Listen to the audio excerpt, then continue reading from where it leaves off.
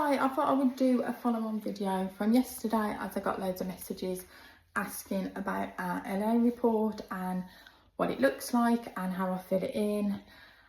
So yeah, I thought I'd show you last year's report that I did, because some councils, like the one last year was from a different council, and it was a bit different. So I'll show you last year's report and how I filled it in and what questions it asked, and then I'll show you the report that they've sent this year, which is a lot more questions, and the format's slightly different.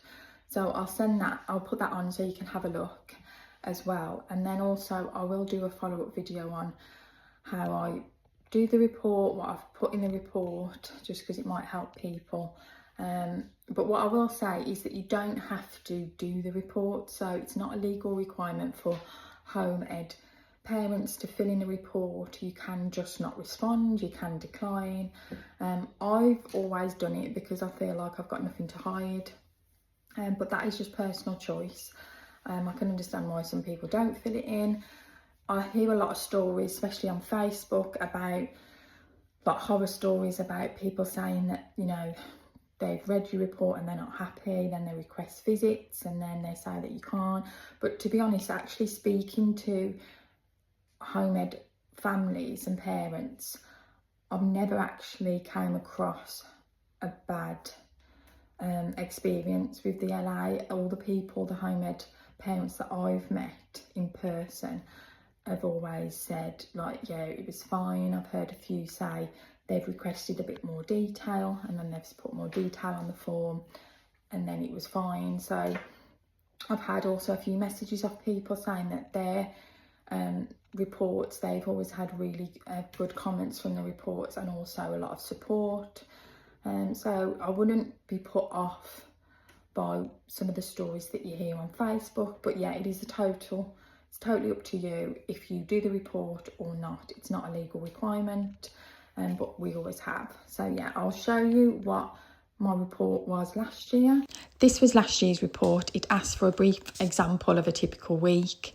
It asked for photos of his work, details of any tutors, any trips, any activities, any groups that he's involved. And I just basically broke it down into each subject and what we cover in each subject and how he's doing. And this was my report last year that I sent, and they were happy. Then I had this email a couple of days ago, and it says that I've got to the end of November to submit my report. So this was the report that I've received this year. So the layout is slightly different, but again, people have said to me that you can do whatever format you want, so you don't have to stick to the layout that they've gave you. So if you do get a report like this and it just puts you off, you can basically you can send it however way you want to send it, as long as it covers all the details.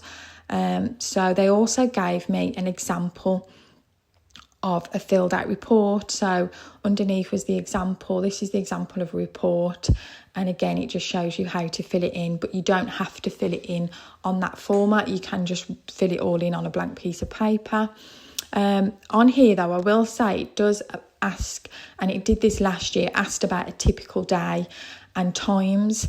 Now this is something that I've heard from a lot of people, is that don't give times out, like what your typical day is, because on this example they said the typical day starts at 9 a.m. and it finishes at 3:30, which is obviously mimicking a school day, which the whole point of home education is that it's not like a school day.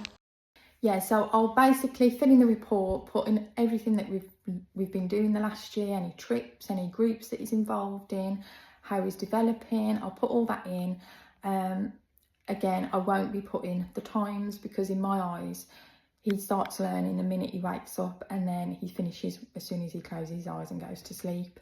I know a lot of other parents that I've met have said the same, that they don't put times, because unless you mimic a school hour, as in 9 a.m. till 3:30, then they probably won't be happy. So I did that last year. I didn't put any time details down of when we start, when we finish.